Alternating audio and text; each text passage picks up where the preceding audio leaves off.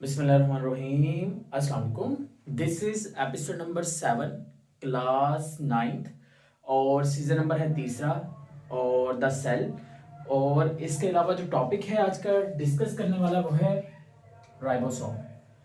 Ribosome जिस बंदे ने इसको डिस्कवर किया तो मैं भाई उसका फैन हूँ। वजह बता देता हूँ, तारीख बता देता हूँ, मिलना आपने खुद है उससे, रीज़न भी बता देता हूँ कि मैं उसका फैन क्यों हूँ। तो आई वॉज वेरी सरप्राइज कि यार हमारा जो कल्चर है वो बड़ा अजीब है। हमारे कल्चर में बच्चे जो हैं वो कोई ड्रामा एक्ट्रेस का फ़ैन है, कोई एक्टर का फ़ैन है, कोई क्रिकेटर का फ़ैन है। भाई जिन्होंने इतना बढ़िया काम किया, जो आप स्टडी कर रहे हो, उसका फ़ैन कोई भी नहीं है। क्यों भाई? उसका फ़ैन क्लब क्यों नहीं है? क्या उस वक्त सोशल मीडिया नहीं था या उनकी मेहनत में कमी थी? तो भाई मेहनत उन लोगों ने की है, मेहनत इन्होंने भी की है, बट इनकी जो मेहनत है ये ग्लोरीफाई हो जाती है ना, सोशल मीडिया के कारण। तो तब सोशल मीडिया नहीं था। आप अंदाजा लगाओ वो बंदे जिसका नाम है पैराडे, जिसने इसको डिस्कवर किया था, जब सोशल मीडिया इंटरनेट का नाम निशान नहीं था, पेपर वर्क करते थे, लिखते थे सिर्फ। अगर उस वक्त में सोशल मीडिया होता तो इनसे बड़ा कोई सुपरस्टार होता क्या? रॉबर्ट ब्राउन से बड़ा कोई सुपरस्टार होता? रॉबर्ट हुक से बड़ा कोई सुपरस्टार होता? कोई भी नहीं होता। समझ में आई बात? इसी तरह से जॉर्ज मेंडल से बड़ा कोई सुपरस्टार ना होता। चार्ल्स डार्विन, जिसको आज तक हम लोग लेकर डिस्कस करते रहते हैं, उससे बड़ा कोई सुपरस्टार होता ही नहीं 1860s की दहाई के अंदर।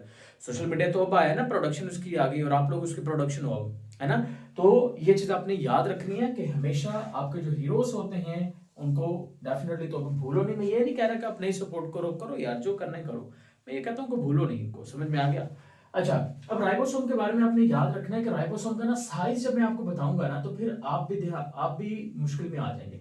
बेटा जी फर्स्ट कर लो कि मेरे पास ना ये एक कमरा जो मेरे पास है, ये इतने बड़ा जो रूम है, सही है, स्टूडियो जो है आपका, ये स्टूडियो जो है ये आपका क्या है जी, एक सेल है। इतना बड़ा मैं देख पा रहा हूँ, बहुत बड़ा ये।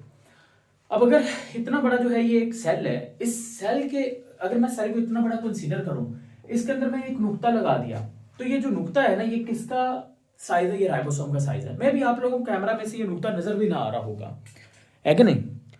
शायद कुछ को नजर आ रहा है, कुछ को नजर आ ही नहीं रहा। क्या रीजन है, नजर ही नहीं आ रहा? रीजन ये है कि भाई ये है ही इतना छोटा। मतलब आप ये देखो कि एक सेल जिसको हम आम आंख से नहीं देख सकते, उस सेल के अंदर जो राइबोसोम है वो इतना छोटा है कि उनको देखना जो है वो एक किस्म का इम्पॉसिबल है। तो जिस बंदे ने इसको देखा उसके लिए भाई शाबाशी और क्लैपिंग तो बनती ही बनती है डेफिनेटली तौर पर। और जब इसको स्टडी किया गया तो इसको स्टार्टिंग के ऊपर बेटा जी नाम दिया गया, इसको नाम दिया गया पैलिडे पार्टिकल्स का। इसका क्या नाम दिया गया? राइबोसोम का अगर दूसरा नाम कभी पूछ लिया जाए तो आपने याद रखना इट इज अ पैलिडे पार्टिकल। फिर इसको राइबोसोम क्यों कहा गया, या किस बेस पे इसको राइबोसोम का नाम दिया गया? तो राइबोसोम का नाम इसको इस बेस के ऊपर दिया गया कि राइबोसोम जो है ये एक्चुअल में पहली बात एक नो मेम्ब्रेन बाउंड ऑर्गेनेली है, और इसकी जो कंपोजिशन है ना उसकी बेस पे इसको नाम दिया गया है। बेटा अगर मैंने लिखा है यहाँ पर कि नो मेम्ब्रेन बाउंड ऑर्गेनेली है, मतलब इसके गिर्द कोई भी अगर मेम्ब्रेन नहीं है, इसका मतलब ये एक ऐसी ऑर्गेनेली होगी जो प्रोकैरियोटिक सेल में भी होगी और जो यूकैरियोटिक सेल में भी होगी। तो ऐसी ऑर्गेनेली जो प्रोकैरियोटिक और यूकैरियोटिक दोनों सेल के अंदर पाई जाएगी, उसको आप क्या नाम दोगे कि ये मेम्ब्रेन लेस ऑर्गेनेली होगी, या मेम्ब्रेन इसके गिर्द मौजूद नहीं होगी। और फिर वो आपने याद रखना कि उसका नाम क्या होगा, उसका नाम होगा राइबोसोम। और ये किस चीज से मिलकर बना होता है? ये बेटा जी मिलकर बना होता है, एक तो राइबोसोमल आरएनए से मिलकर बनता है, मतलब राइबोन्यूक्लिक एसिड से मिलकर बना होता है, और साथ में आपने ये भी बात याद रखनी है कि बेटा ये प्रोटीन से मिलकर बना होता है। तो राइबोसोम को राइबोसोम इसलिए कहते हैं क्योंकि ये राइबोसोमल आरएनए और प्रोटीन जो है उससे मिलकर बनती है, तो इसी वजह से हम इसको क्या नाम देते हैं? इसको आप नाम देते हो राइबोसोम्स का। राइबोसोम जो होता है ना बेटा, इसके सेल के अंदर दो जगह पे देखने को मिलता है। सेल के अंदर दो जगह पे देखने को मिलता है। एक तो आपने याद रखना है कि ये सेल आ गया, एनिमल सेल आ गया। ये इस एनिमल सेल का मैंने क्या बना के दिखा दिया आपको? न्यूक्लियस सेंटर में बना के दिखा दिया। इस न्यूक्लियस के साथ ना यहाँ पर एक नेटवर्क होता है टब्यूल्स का।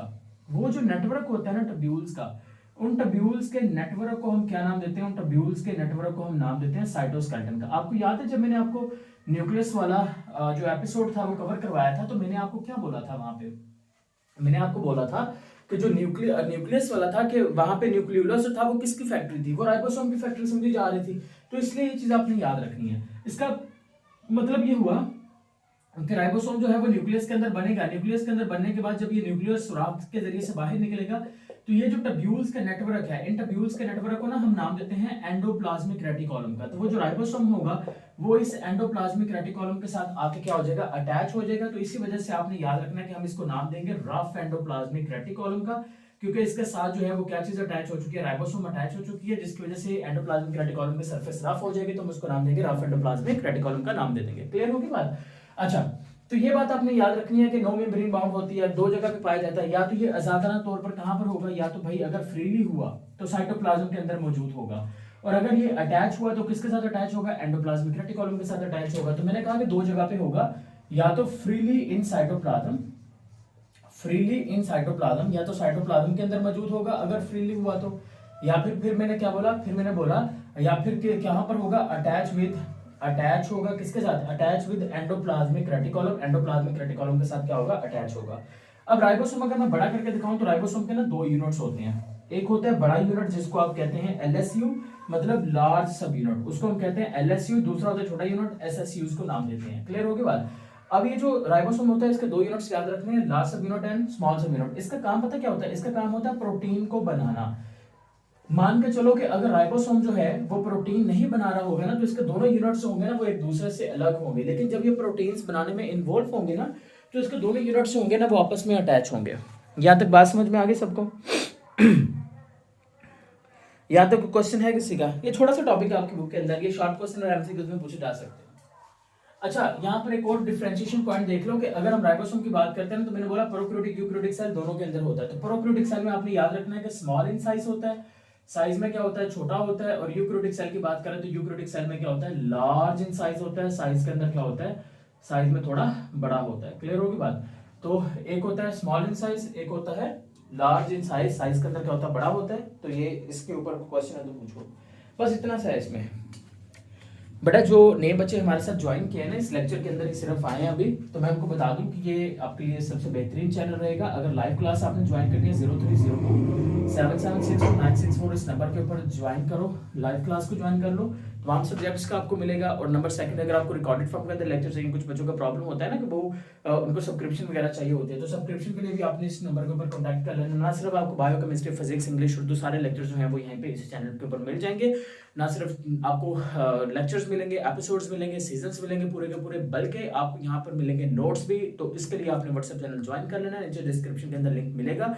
अगर नहीं ज्वाइन करना कोई बात नहीं, इस टॉपिक के नोट्स चाहिए तो वो नीचे आपको वो भी डिस्क्रिप्शन के अंदर मिल जाएंगे। एमसीक्यू सोल्व कर सकते हो, ईच एंड एवरीथिंग आपको यहीं पे मिल जाएगा। क्वेश्चन है तो पूछ लो, शॉर्ट क्वेश्चन के लिए पेपर में आएगा। एमसीक्यूज बन सकता है what is the function of ribosome. तो आपने याद रखना है कि फंक्शन ऑफ राइबोसोम क्या होता है, प्रोटीन सिंथेसिस। राइबोसोम खुद किससे मिलकर बना होता है, तो आपने कहना है 50% वो मिलकर बना होता है राइबोसोमल आरएनए से, 50% वो मिलकर बना होता है प्रोटीन से। ये उसकी खुद कंपोजिशन है, ये उसकी क्या है, खुद कंपोजिशन है। और ये बहुत ही छोटे पार्टिकल्स होते हैं। इनको पहला पुराना नाम क्या था, पैलेटे पार्टिकल, फिर इनका नाम चेंज कर दिया गया। क्यों किया गया वो भी मैंने आपको बता दिया, कहाँ कहाँ होता है वो भी आपको बता दिया। क्लियर होगी बात? अब नेक्स्ट जो आपके पास एपिसोड होगा उसमें इंशाल्लाह आपसे मुलाकात करेंगे। Thank you so much and अल्लाह हाफिज़ एंड मजे करो। ठीक होगी बात? चैनल सब्सक्राइब कर लो और जो लिंक होगा वो अपने दोस्तों के साथ, सोशल मीडिया अकाउंट्स जो है वहाँ पर आपने शेयर कर लेने। मेरे को लाइक से ज़्यादा शेयर्स चाहिए, तो इसलिए जल्दी से कर लो इसको। हरी अब बचा।